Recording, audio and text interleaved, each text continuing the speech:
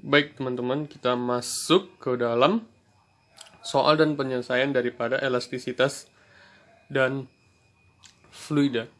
Oke, kita masuk ke soal nomor 1.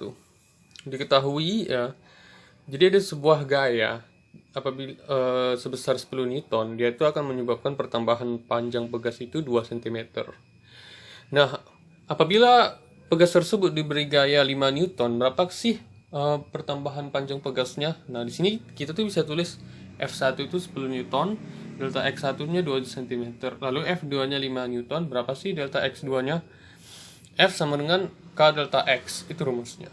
Dan K itu berarti F per delta X. Di sini karena nilai K itu tetap, jadi kita bisa buat F1 per delta X1 sama dengan F2 per delta X2.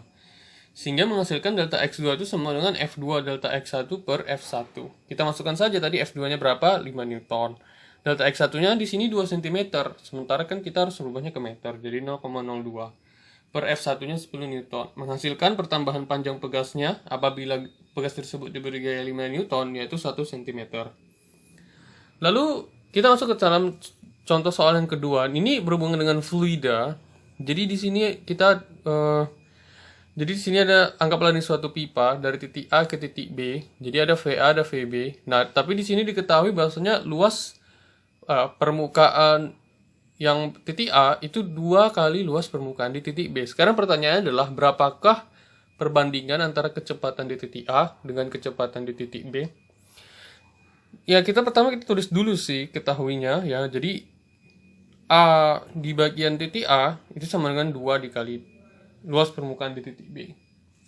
Nah, kita ingat rumus debit, bahwasannya debit itu V dikali A.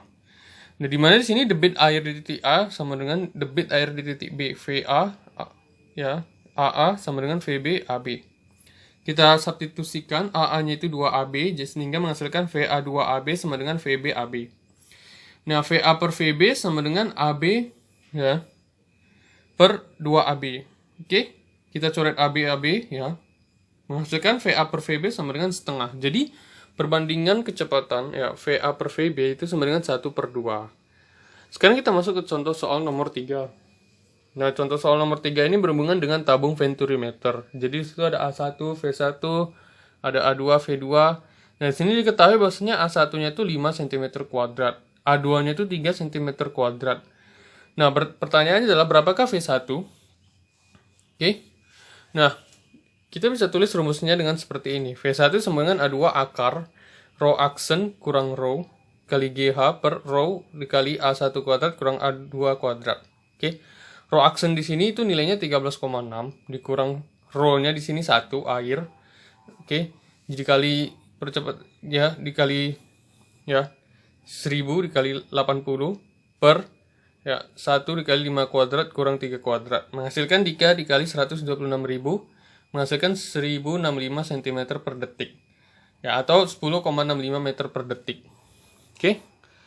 Jadi teman-teman, ini adalah 3 contoh soal dari elastisitas dan fluida. Akan ada 2 contoh soal lagi mengenai ini.